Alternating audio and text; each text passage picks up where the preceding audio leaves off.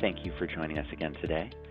Today we're going to take a look at customers making a payment through the customer portal or through the customer communications that they are sent when you email them out a new invoice email or an invoice reminder.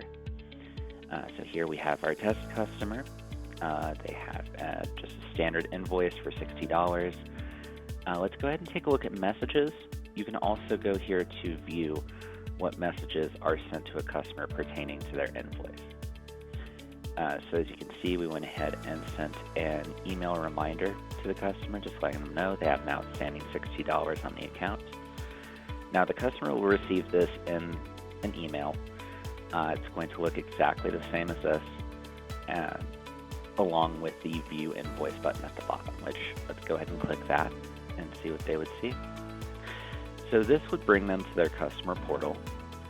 Specifically, it's going to take them directly to that invoice that you sent them an email for. Here they can see an overview of what they owe, any existing line items. This would also include any taxes or additional fees that you put onto the invoice. They have a few different options here. They can, of course, download an invoice. They can send you a message if they want to discuss the invoice in any sort of fashion. You would then receive a reply back and a notification in your system.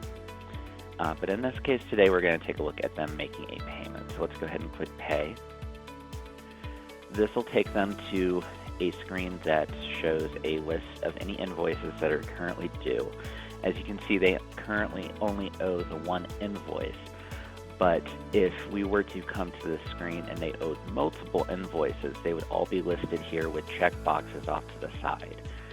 You are certainly always welcome to select more than one invoice to make a payment.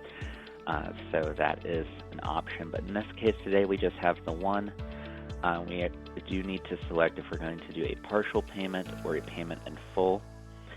This just determines what kind of payment we're making.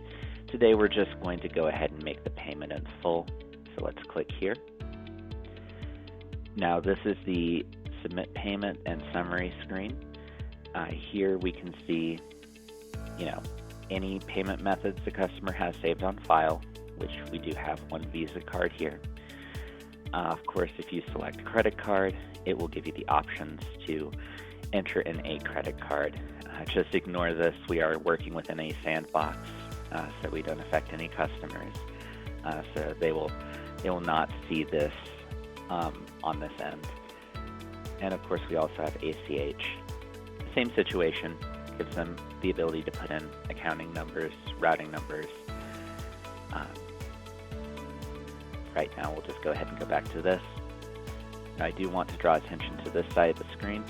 So what we do have here is a convenience fee. So because we are using a credit card, the credit card I have set up on file in Settings and Payments has a convenience fee on it of 3%. So when the customer comes to this screen, they will see any additional fees associated with making this payment. So in this case, there is a $1.80 fee just because they are using a credit card. Let's go ahead and hit Pay. There you go, and just like that, they'll be taken to a thank you screen. They can download a receipt, which we'll go ahead and do that now so we can take a look at it. And they'll just receive a PDF copy showing them that they made the payment, and then they'll be all set.